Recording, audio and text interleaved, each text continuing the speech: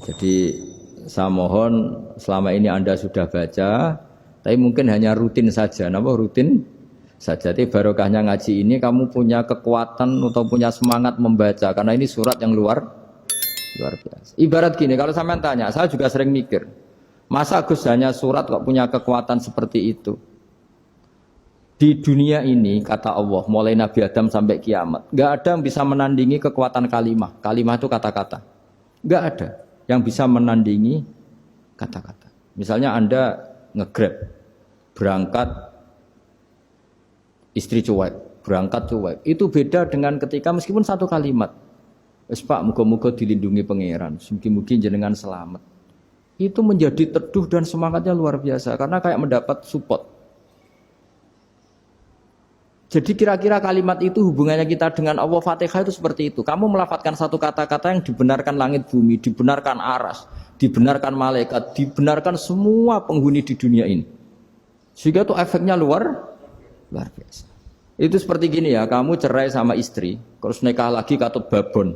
10 tahun anak kamu dididik, ibunya benci kamu. Dan memang Anda layak dibenci. Duwidek. Dan sampai nggak pernah manggil kamu Pak. Suatu saat, kamu tentu rindu kan, ingin dipanggil bapak oleh anak kamu. Suatu saat anak ini manggil kamu Pak E. Wah itu senengnya bukan main, hanya sebuah kata-kata. Makanya kadang-kadang orang itu tanya sama kiai, ijazah lafadz ini gunanya apa sih? Itu ijazah-ijazah itu untean kata-kata, yang kata-kata ini dibenarkan langit dan bumi dan aras dan para malaikat, sehingga efeknya itu luar. Nah ibarat seperti itulah, kamu melafadzkan Fatihah itu melafadzkan kata-kata yang dibenarkan Allah dan Rasul dan semua malaikat, semua penghuni langit. Maka ini efeknya pasti luar. Nah di sini lah orang-orang dulu itu tahu keramatnya itu, sehingga ketika melawan Belanda, melawan Jepang dulu itu kalimat-kalimat itu menjadi mantra yang luar biasa. Doa lah, doa yang luar biasa. Tapi di era modern karena orang sudah tidak ngerti itu, dianggap itu mantra, jimat, khurafat, bid'ah, waduh ribet menemal. Sebetulnya tidak seperti itu. Memang kata-kata ini kekuatannya luar biasa. Sama kesakitan hati kamu juga karena itu. Ngojek wangilan. Lha Pak di bojo kok kowe gagah tok kere. Wah, iku seling terus. Padahal kalimat itu kan tidak melukai secara fisik, tapi apa kerjanya sesuk saras-sarasen.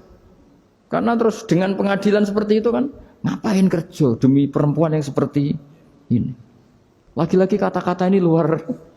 Nah bayangkan kalau kata-kata itu adalah kalimat yang diajarkan Allah lewat Rasulnya, lewat malaikat Jibril. Kayak apa kekuatannya? Nah kira-kira Fatihah itu gitu. Kalimat yang baik, kalimatan thayyibah diajarkan oleh Allah dan Rasul. Kayak apa kira-kira kekuatannya? Pasti luar biasa. Wong support yang dikatakan istri kita, anak kita aja luar biasa. Apalagi ini support yang diajarkan Allah dan Rasul. Ya makanya saya mohon kalau baca Fatihah, baca kalimat-kalimat thayyibah ketika sholat itu dijiwai. Ya misalnya Rabbana lakal hamdu mil'us samawati wa mil'ul ardi wa mil'u ma syi'ta min syai'im. Engkau zat yang layak dipuji dan pujian ini memenuhi langit dan bumi.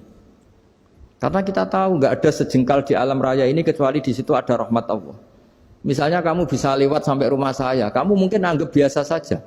Coba kalau ngalami likuifaksi, tahu-tahu bumi ini ambles, bisa ngelewati yang likuifaksi itu luar. Tanyakan orang pernah ngalami likuifaksi di Sulawesi, itu melihat bumi bisa diinjak gak ambles itu, wah luar. Dan sampean gak ngalami itu sehingga lewat bumi ya biasa aja. Coba kalau ngalami seperti tidur, biasa aja. Coba kalau ada gempa, bahwa bumi tenang ini sudah nikmat yang luar biasa. Masa kamu ngakuin nikmat nunggu digituin? Ya kan?